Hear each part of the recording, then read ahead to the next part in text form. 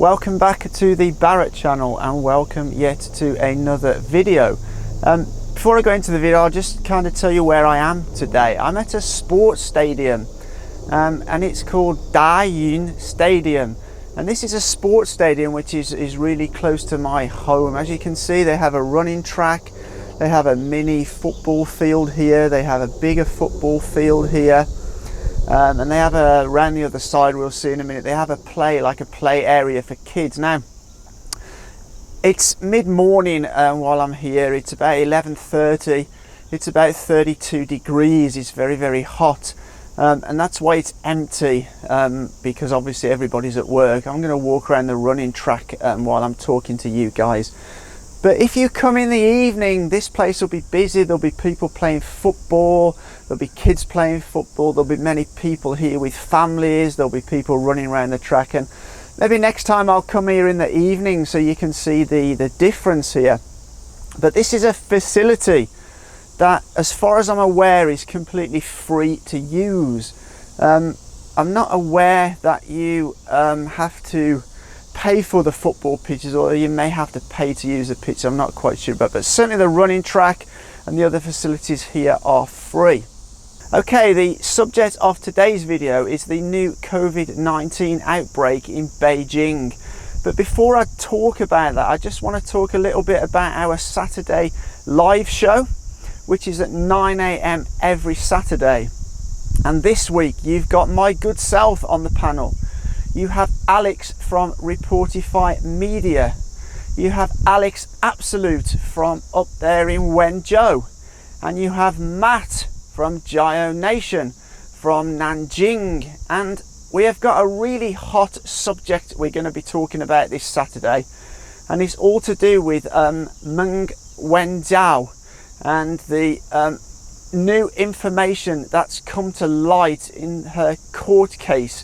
She's facing extradition from Canada to the USA on bank fraud charges, but some very interesting information has come to light over the last couple of days, so we're going to be discussing that.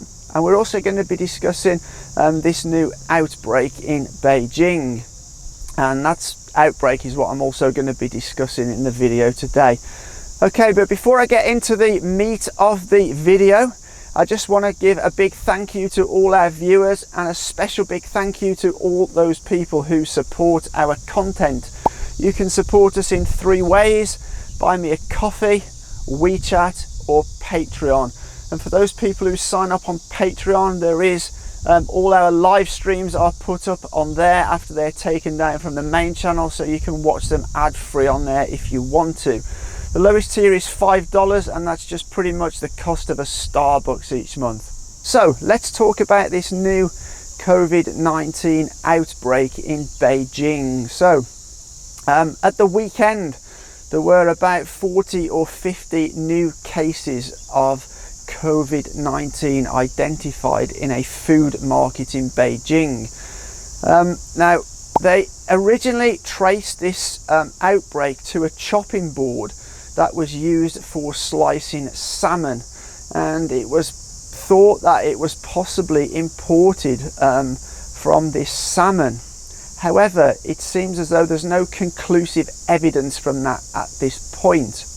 But how did the China authorities deal with this new outbreak? Well, they very quickly moved the whole machine into operation, and they locked down initially 11 districts all around the market. They did extensive testing of both all the food in the market. All the salmon was withdrawn from the market, and they tested all the food. They also, within a period of 5 days from the weekend, they tested a total of over 350,000 people. So just get that, in 5 days they tested 350,000 people. That's a huge amount of people in a very short amount of time. And they are up to today, up to Friday, they have identified around 150 people who have tested positive to the COVID-19. Now, that you may think is quite a large number, but you have to remember how many people are in Beijing. They have upgraded the emergency level in Beijing from level 3 to level 2, and that means that they have put restrictions on the transport, the movement of people in a lot of communities. I think as of today they have locked down 34 communities within Beijing. So I just want to sort of make you aware, you know, that the authorities here are really on top of the situation. You know, they don't want it to spread. They have had a few cases. They identified around about 1,000 people who had travelled back to other areas from Beijing during the time, and they have contacted a majority of those people already, put them into either isolation or give them a test to see if they're negative or positive. So yeah, they're really on top of the situation here. And I just want to talk now a little more about how the Chinese authorities here are dealing with the COVID-19 on an ongoing basis. So I think the authorities here realise, as does many authorities around the world, that COVID-19 is not just going to go away anytime soon. So what the Chinese authorities have done, they've produced some memos and orders, legislation, to basically, what they're doing, they're setting up testing centres countrywide, so from the biggest cities to the smallest rural areas. And there was some sort of statement made that, look, you know, test them all. So they're going on this massive program of you know, purchasing huge amounts of coronavirus tests, huge amounts of equipment to process these tests, and they put in those tests and equipment pretty much the length and breadth of China, because they realize that, you know, to open up their economy again, to get the country back moving again, they can't, you know, risk having an outbreak of coronavirus that spreads. You know, you've got a massive population here in China, 1.4 billion people. So, you know, you just can't risk that. So they're seriously on top of this. So, you know, the mantra here is test, test, test, test, test. The more you test, the more people you will find. And interestingly, one of the things with this latest Beijing outbreak is that initially it was thought it was a new outbreak, but they're now suggesting this might have been circulating for about a month.